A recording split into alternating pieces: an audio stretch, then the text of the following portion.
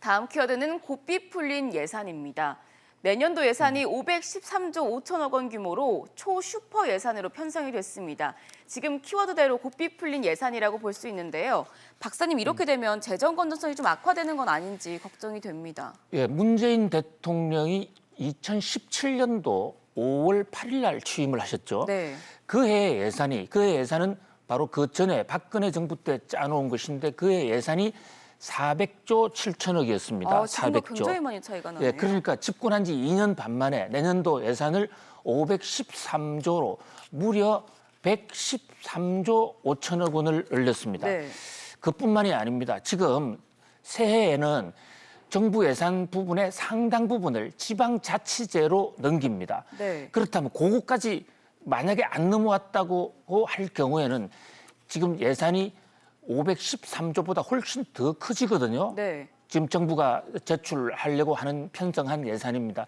그렇다면 2년 반 만에 무엇보다 구체적으로는 3년 만에 25%가량 예산을 폭증을 시킨 것입니다. 네. 자, 이 예산이 늘어나는 것이 과연 옳으냐 또 그러냐, 이것은 경제학계에도 찬반의 양론이 있고 큰 정부의 장점도 있고 단점도 있고 네. 작은 정부의 단점도 있고 장점도 있기 때문에 한마디로 얘기가 하기는 참 어렵습니다만은, 그러나 어쨌든 이 국민들의 부담이 크게 늘어난 것만은 틀림없다라는 그런 면에서 상당히 문제의 심각성이 있어요. 현재 지금 국민들은 내년에 법인세를 올린 상태에서도 세금을 내더라도 지금 정부가 쓰겠다는 저 세출 예산을 커버하지를 못합니다. 내년도에 오히려 세입 예산을 오히려 줄어요. 지금 부동산이 거래가 되고 있지 않기 때문에 양도소득세 세입이 급격하게 줄어들고 있거든요. 네. 그런 마당에서 결국 부족한 돈, 세입은 덜 거치는데 세출은 더 많아지는 이런 구조 속에서 재정 적자가 얼마쯤 될 것인가, 70조가 넘어갈 것으로 되고요. 네. 그 과정에서 이 부족한 70조에 해당하는 이 돈을 어떻게 정부는 조달할 수 있느냐. 네. 결국은 국가 채무, 국채를 발행하는 방법이 가장 유력하거든요. 그럼 국채 현재 발행을 약 한 60조 이상을 국채를 발행하겠다는 게 지금 홍남기 부총리의 계획인데, 60조 국채를 발행하면 결국 시중에 있는 돈, 정권시장에 있는 60조를 끌어가게 됩니다. 네. 만약에 끌어가지 않았다면 그것이 정권시장이나 또는 기업의 민간으로 들어가서 경제 활력을 정진시킬 수도 있는 것인데 그걸 정부가 빼가는 것이거든요. 물론 예산을 정부가 큰 정부를 해서 이 예산을 확대시키는 것은 지금 상황이 급박하니까 이런 위기를 극복하겠다는 그런 논리 충분히 입증이 됩니다만은, 그러나 민간 부분에 갈 돈을 뺏어와서 그것을 사용했을 때 과연 민간보다도 더 높은 생산성을 확보할 수 있겠느냐, 그런 면에서 이 예산의 경제성이 문제가 될 수가 있고요. 또 하나는 지금 이 적자가 되면서 국가 채무가 늘어나는데, 국가 채무만 놓고 보면 우리가 지금 GDP의 40%가 조금 못 미치는, 정부의 계획은 39.8%더라고요. 네. 물론 다른 나라보다는 역시 여전히 낮습니다만은, 신용평가 예산이 무디스나 S&P에서는 절대적인 액보다도 더 중요하게 치는 게 전년 동기 대비 증가율입니다. 급격하게 늘어나면 그 경제에 무리가 올 수가 있다라는 그런 관점에서 무디스와 S&P가 한국의 신용 등급을 낮추지 않을까 상당히 지금 걱정이 돼요.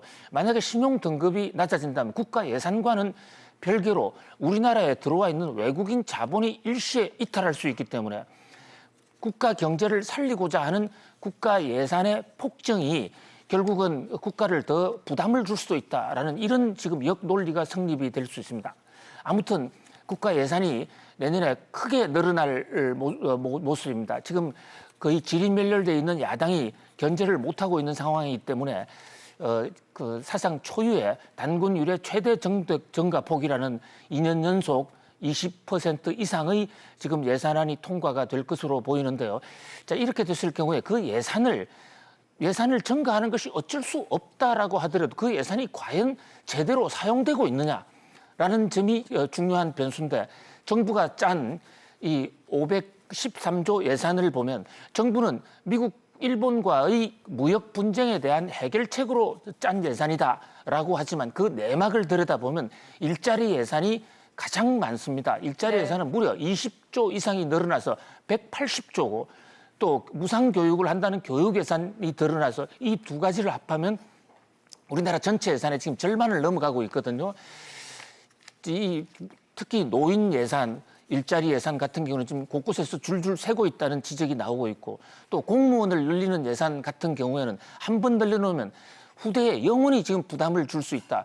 그런 면에서 예산을 늘리는 것이 불가피하더라도 이 예산을 과연 어디다 쓰는가, 거기에 대한 그 철저한 심의가 있어야 될 것 같고요. 정부 스스로도 이 예산이 물새듯이 줄줄 흘러나가지 않도록, 고삐 풀린 망아지처럼 고삐 풀린 재정이 되지 않도록 배전의 감시와 통제가 있어야 될 것으로 보입니다.